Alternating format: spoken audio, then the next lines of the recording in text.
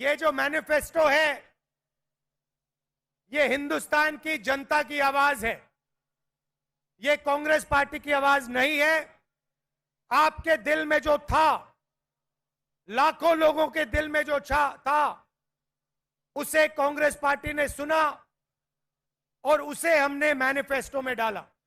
ఈ మేనిఫెస్టో కేవలం Congress party manifesto కాదు, భారతదేశం ప్రజల యొక్క కోరిక మేరకు ఈ మేనిఫెస్టో తయారు చేయడం జరిగింది। మీ మనసులో ఉన్న మాట ఈ మేనిఫెస్టోలో ప్రతిబింబం చేసినాము। मैनिफेस्टो की आत्मा जो है वो 5 गारंटीज की है। ఈ మేనిఫెస్టోలో 5 గ్యారంటీలు ఈ మేనిఫెస్టోగా ఆత్మ లాంటివి అని చెప్పి నేను మనం చేస్తున్నాను। सबसे पहले बेरोजगारी के लिए, हिंदुस्तान के युवाओं के लिए साल में 1 लाख रुपए की सैलरी वाली नौकरी हर युवा को मिलेगी। భారతదేశంలో నిరుద్యోగులందరికీ అతి త్వరలో భారతదేశంలో నిరుద్యోగులందరికీ లక్ష రూపాయల జీతంతో ఉద్యోగం ఇప్పించబోతున్నాము। तो हमने एक अप्रेंटिसशिप का कानून बनाया है। మేము అప్రెంటిస్షిప్ అంటే ట్రైనింగ్, మరి ట్రైనింగ్ ఇచ్చే కార్యక్రమం కూడా మొదలు పెడుతున్నాము। इसमें हिंदुस्तान के हर युवा को, जैसे हम मनरेगा में रोजगार की गारंटी देते हैं, वैसे हिंदुस्तान के हर युवा को 1 साल की अप्रेंटिसशिप की गारंटी मिलेगी। మన్రేగాలో ఏ విధంగా అయితే గ్రామీణ యువతకి ఉపాధి కల్పిస్తున్నామో, మొత్తం భారతదేశంలో యువతకి 1 సంవత్సరం పాటు అప్రెంటిస్షిప్ ట్రైనింగ్ ఇచ్చే గ్యారంటీ ఇవ్వబోతున్నాము। ये पब्लिक सेक्टर में होगी, प्राइवेट सेक्टर में होगी, हेल्थ केयर सेक्टर में होगी, एजुकेशन सेक्टर में होगी। सब सेक्टर्स में हम हिंदुस्तान के युवाओं को 1 साल की अप्रेंटिसशिप 1 लाख रुपए की देंगे।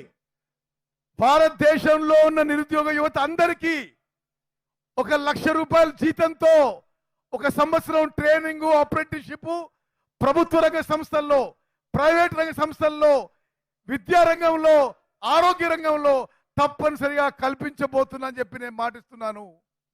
और ये युवाओं के लिए हमने सिर्फ एक बात रखी है,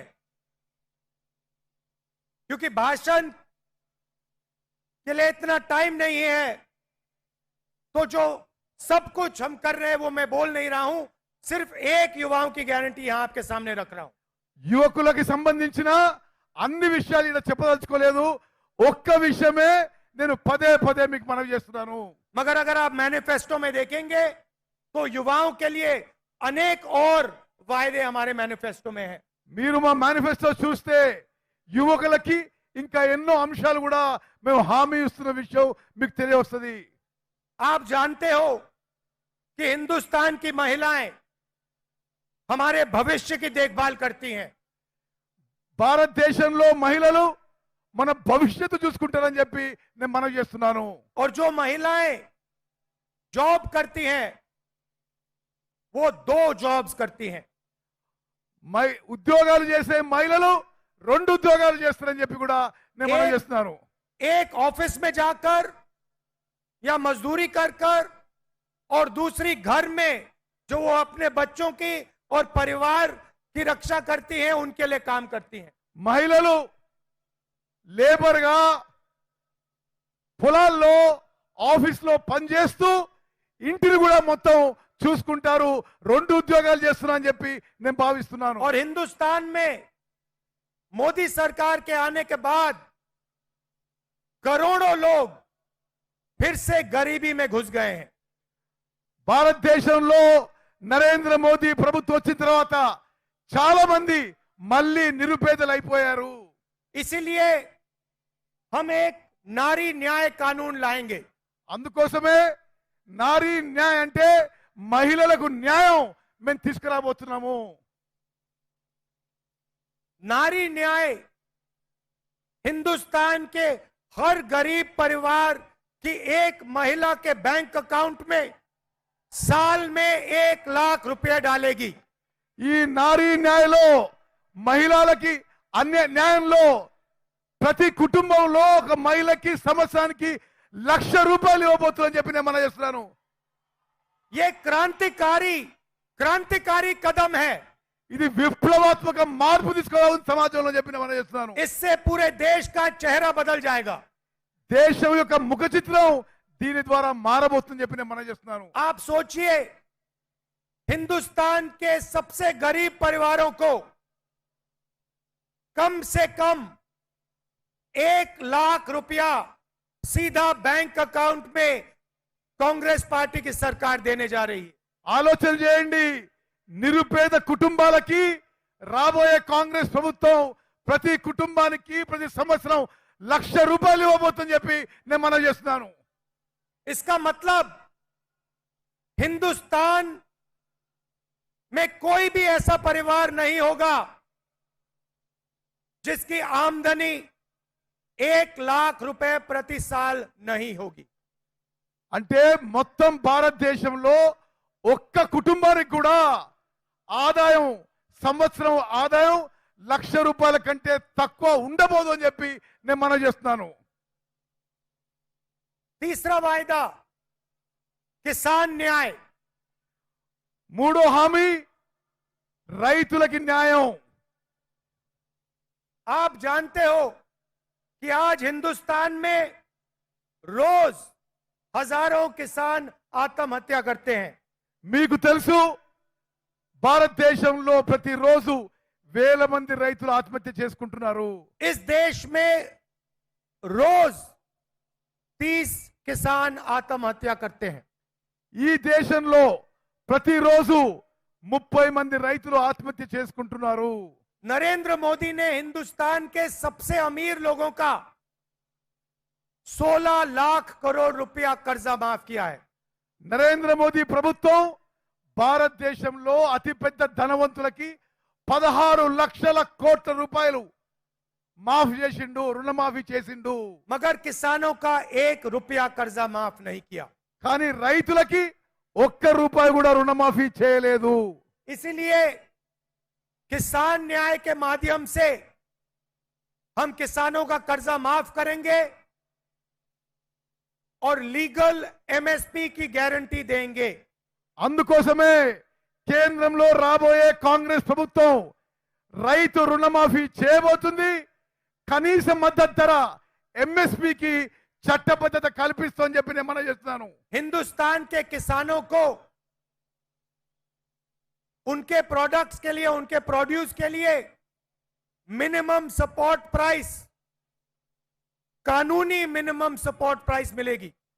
భారతదేశంలో ప్రతి రైతుకి వాళ్ళు పండించే ప్రతి వ్యవసాయ ఉత్పత్తికి మద్దతు ధర, కనీస మద్దతు ధరకి చట్టబద్ధత కల్పించబోతున్నాము. और स्वामी नाथन फॉर्मूला के मुताबिक मिलेगी। కనీస మద్దతు ధర ఎంఎస్పి కూడా ఎంఎస్ స్వామినాథన్ ఫార్ములా ప్రకారం ఇవ్వబోతున్నాము. चौथा वायदा श्रमिक न्याय। నాలుగో గ్యారంటీ కార్మికులకి న్యాయం చేయబోతున్నాము. मजदूरों के लिए हिंदुस्तान में हम मिनिमम वेज लाएंगे। కార్మికులకి కూలీలకి మినిమం వేజెస్ తీసుకురాబోతున్నాము. मनरेगा के लिए और दूसरे मजदूरों के लिए कम से कम 400 रुपए प्रतिदिन की मिनिमम वेज हम लागू कर देंगे। మన్రేగాలో గాని ఇతర పనుల్లో గాని కనీస వేతనాలు మినిమం వేజెస్ రోజుకి 400 రూపాయలు ప్రకటించబోతున్నాము. और पांचवा वायदा शायद सबसे जरूरी और ऐतिहासिक वायदा, ఐదో మించిన మాట చాలా పెద్ద విషయం. ఇది అందరూ మీరు జాగ్రత్తగా వినాలని కోరుకుంటున్నా. हिंदुस्तान में 50% आबादी पिछड़े वर्ग की है। భారతదేశంలో 50% జనాభా వెనుకబడి తరగతున్న వాళ్ళు. 15% आबादी दलितों की है। 15% జనాభా దళితులు ఉన్నది. 8% आबादी आदिवासियों की है। 8% గిరిజనులు ఆదివాసులు ఉన్నారు.